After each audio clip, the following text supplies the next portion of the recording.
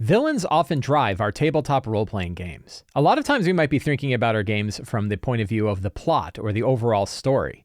But if you have interesting villains in your campaign and interesting characters who are working with those villains, you end up creating an entirely dynamic situation that can change every time you're sitting down at the table. This is a different way of thinking about our role-playing game. Instead of focusing on an overall plot and a drive for the story, we actually think about it from the point of view of the villains. Who are they? What are they doing? And what steps are they taking to get there? Today, we're going to talk about villains. We're going to talk about how to make them, how many you should make, and how you can use them to help drive your role-playing game. Now, in my book, Return of the Lazy Dungeon Master, you can find a link down below, I talk about villains in the chapter on building lazy campaigns. And the idea is that instead of building a big storyline, a big plot, a kind of a big driven thing with lots of different stuff going on, instead you focus on area and locations and the main goal and the main theme, and then these villains, these groups that are doing things.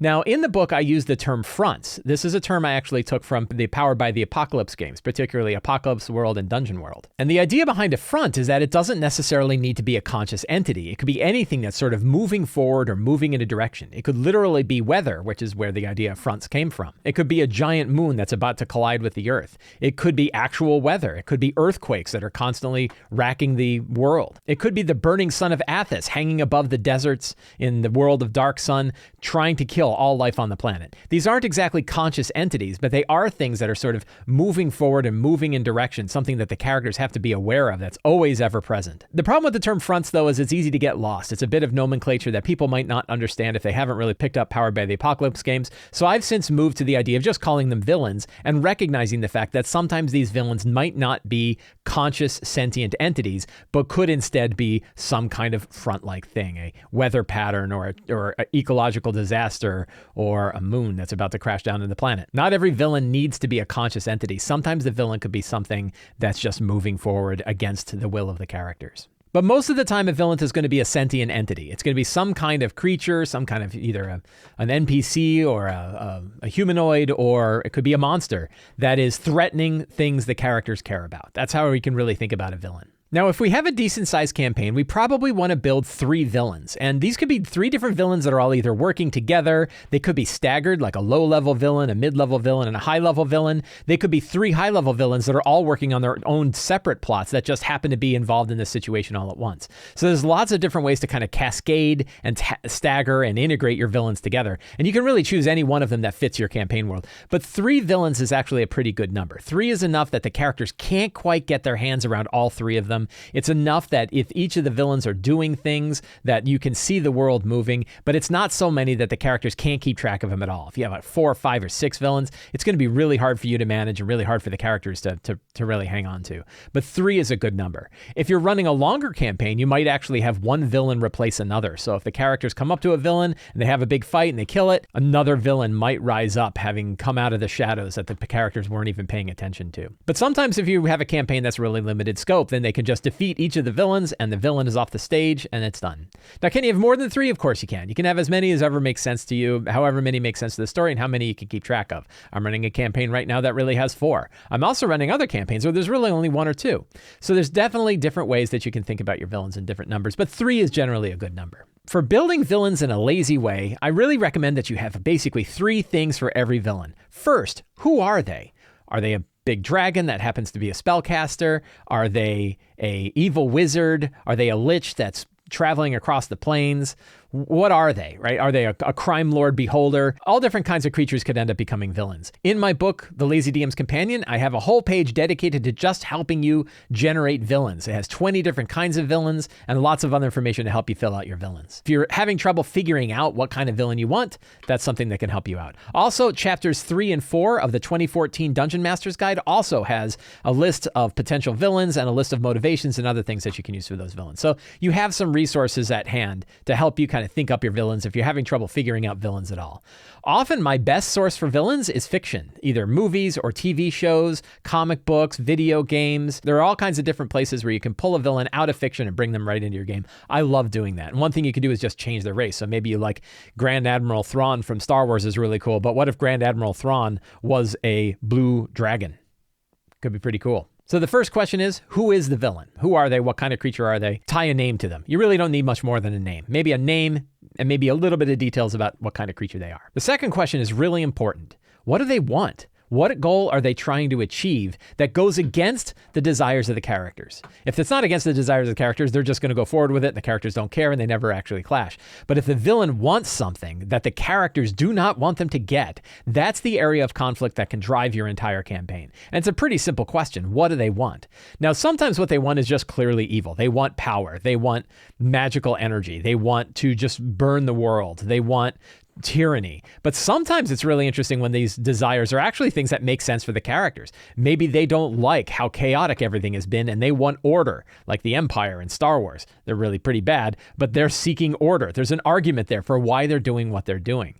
Magneto is a fantastic villain because the thing that he wants, the thing that he fears, the thing he wants to protect against is real. It's true that the attacks upon mutants could absolutely get out of hand, and Magneto could be absolutely right. So it's particularly interesting when your villain has an argument that says they're right. So often, really good motivations for villains are ones that the characters and the players can sympathize a little bit. You don't want to sympathize too much with them, or else they're not a villain. They're actually a good guy. But maybe it's not so much what they desire, but the approach that they're taking to get it. That's where you have this area of conflict.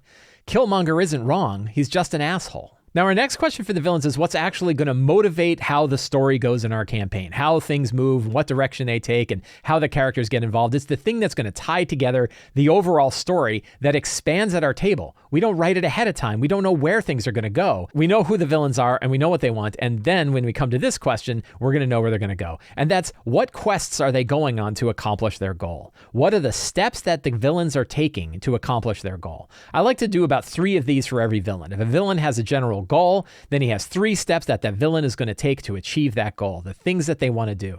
And these are things that are going to be very visible to the characters. These are areas that the characters can get involved. They know that they're going after them and they can go out there and try to stop them. You don't want to set up a situation where if the quest fails, the villain is done. This is called like an all or nothing quest. If they don't accomplish this quest, they can't finish their goal. That might be okay if it's like one villain with a very small thing, and as soon as they finish that quest, or the characters get involved and break the quest and the villain is done, that might be okay. But if you want a larger villain that's going to last, they're going to have a number of different things that they're working on, and not any one of them is a single point of failure.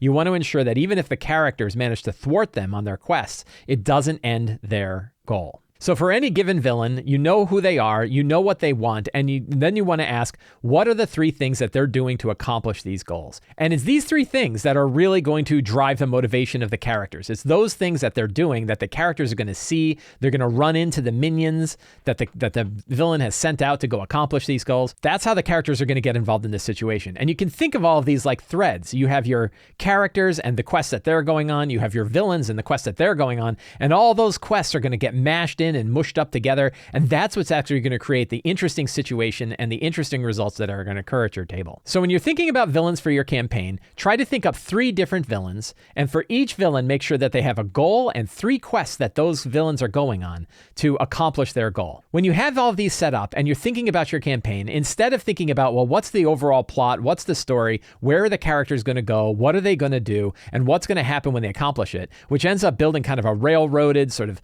brittle campaign where things can go wrong because the characters made different choices. Instead, you can think about who are my villains, what do they want, and what quests are they going on right now. It's a fantastic way to think about the story of your adventure, to figure out what's going on in the game, to set the situation and let the characters navigate it. It's really a fun way to build a campaign, and is a great way to have villains that the characters really dig. I hope you enjoyed this video. If you did, you can subscribe to the Sly Flourish newsletter for free and get a free Adventure Generator PDF plus a weekly RPG-related article sent directly to your inbox. You can also pick up any of my books, including Return of the Lazy Dungeon Master and The Lazy DM's Companion. There's a link down in the show notes below to the store. Or you can become a Sly Flourish patron. Patrons get access to a dedicated Discord server, a monthly Q&A, and a whole bunch of different exclusive adventures, exclusive source books, other tips and tricks, all different kinds of things that you can get to help you run your game. It's a fantastic value for the Patreon, and I hope you'll check it out. Thank you very much. Have a great day, and get out there and play an RPG.